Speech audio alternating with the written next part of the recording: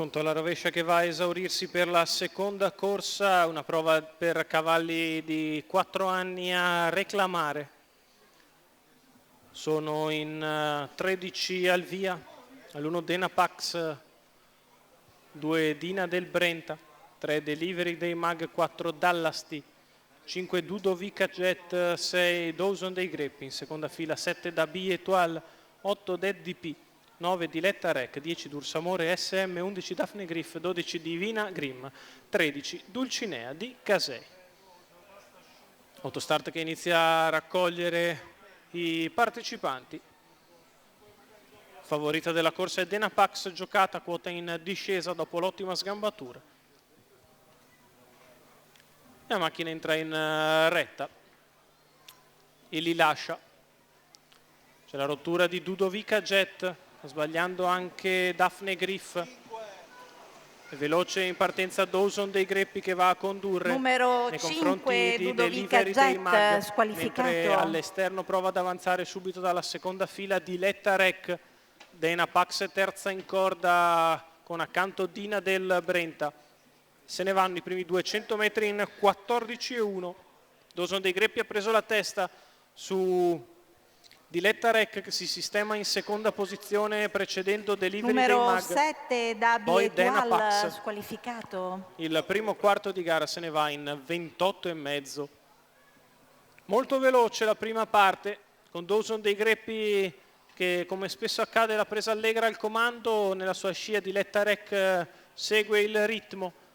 Poi Delivery dei Mag che ha perso qualche battuta, sposta su di lui Denapax che si muove all'esterno dopo un giro di corsa che se ne va a ritmo molto allegro in 58 spaccato.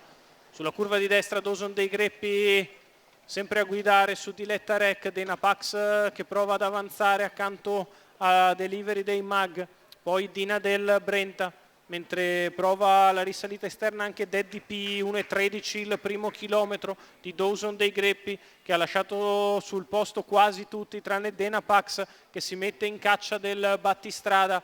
Poi Delivery dei Mag che va accanto a Diletta Rec, tutto questo però succede una quindicina di metri dietro alla testa, mentre ha mosso Dursamore SM che viene a grandi falcate a fare l'arrivo, passa già in terza posizione a metà della curva finale.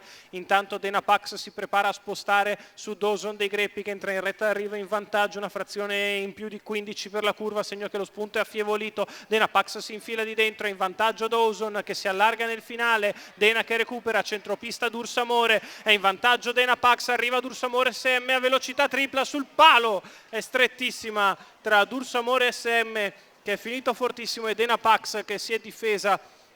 31,5 ad arrivare, 1,14 il ragguaglio cronometrico, c'è fotografia per l'ordine d'arrivo con Denapax alla corda e Dursamore SM che l'ha impegnata all'esterno, lotta fin sul palo tra Enrico Cuglini e Giuseppe Leanza.